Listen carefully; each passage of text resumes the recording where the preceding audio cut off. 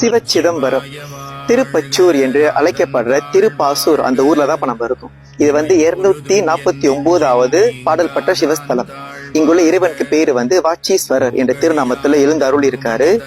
இறைவனின் திருவருளாகிய அம்பாள் அன்பான மனைவியாகவும் அன்பான காதலியாகவும் அவருக்கு இருப்பதால அவங்களோட பேரு தங்காதலி அம்மன் அப்படின்னு ஒரு அவதாரத்துல இருக்கிறாங்க. தல விருட்சம் மூங்கில் மரம், தல தீர்த்தம் பசுபதி தீர்த்தம். சைவ குரவர்களாகிய மூவருமால் பாடல்பட்ட ஸ்தலம் இது. இருந்தாலும் திருஞான சம்பந்தரும் திருநாவுக்கரசரும் பாடிய பாடல்கள் இருக்கு. ஆனால் சுந்தரமூர்த்தி நாயனாரால் பாடல்பட்ட எந்த பாடல்களுமே கிடைக்கவில்லை.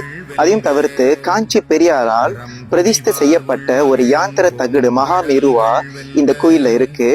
இந்த கோயில்ல முதல் பூஜை அம்பாளுக்கு தான், இரண்டாவது பூஜை அந்த யாந்திர தகடான மகாமேருக்கு, மூணாவது பூஜை தான் சிவபெருமானுக்கு. எங்கும் இல்லாத ஒரு சிறந்த அமைப்பு. கிழக்கே நோக்கிய சிவபெருமான், கிழக்கே நோக்கிய அம்பாள், கிழக்கே நோக்கிய முருகப்பெருமான் இருப்பதால இத்தலத்துக்கு பேரு சோமாஸ்கந்தர் ஆலயம் அப்படின்னும் அழைக்கப்படுது. இத்தலத்தில் 11 பிள்ளையார்கள் உள்ள ஒரு விநாயகர் சபை, விநாயகர் மண்டபமும் இருக்குது. நம்ம தல வரலாறு பார்த்தோம்னாக்கா ஏறக்குரிய ஒரு 2000 ஆண்டுகளுக்கு முன்னாடி இந்த இடத்த ஒரு பெரிய மூங்கில் காடா இருந்திருக்கு. அந்த சமயத்துல ஒரு தெய்வ பசு தினமும் ஒரு மண் புற்றுக்கு தன்னால பால் சுரந்து இறைவனை வழிபடுபட்டிருக்கு. ஆனா அதை பத்தி தெரியாத வேடர்கள் அந்த புத்துக்குள்ள என்னதான் இருக்குதுன்னு அந்த புற்றை உடைத்து பார்க்கும் பொழுது அந்த புற்றில் உள்ள ஒரு சிவலிங்கம் தென்படுது. அவங்க அந்த புற்றை உடைத்ததால அந்த லிங்கத்து மேல ஒரு திருத்தலமும் ஏற்பட்டதாக சொல்லப்படுது. இந்த விஷயத்தை பத்தி இந்த இடத்தை ஆட்சி செஞ்ச குறுநில மன்னன் கிட்ட போய் சொல்றாங்க. சிவனுக்கு இங்க ஒரு ஆலயத்தை எழுப்ப சொல்லி அவங்கள கேட்டுக்கொள்றாங்க.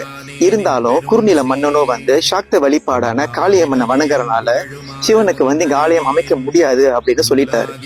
இதை பத்தி கேள்விப்பட்ட கரிகால மன்னனோ அவரை எதிர்த்து இந்த இடத்துல ஒரு சிவ ஆலயம் அமைக்கிறதுக்காக வராரு. அந்த நேரத்துல குறுநில மன்னன் காளியை வணங்கிட்டு கரிகால மன்னனை எதிர்க்க துணிஞ்சிட்டாரு.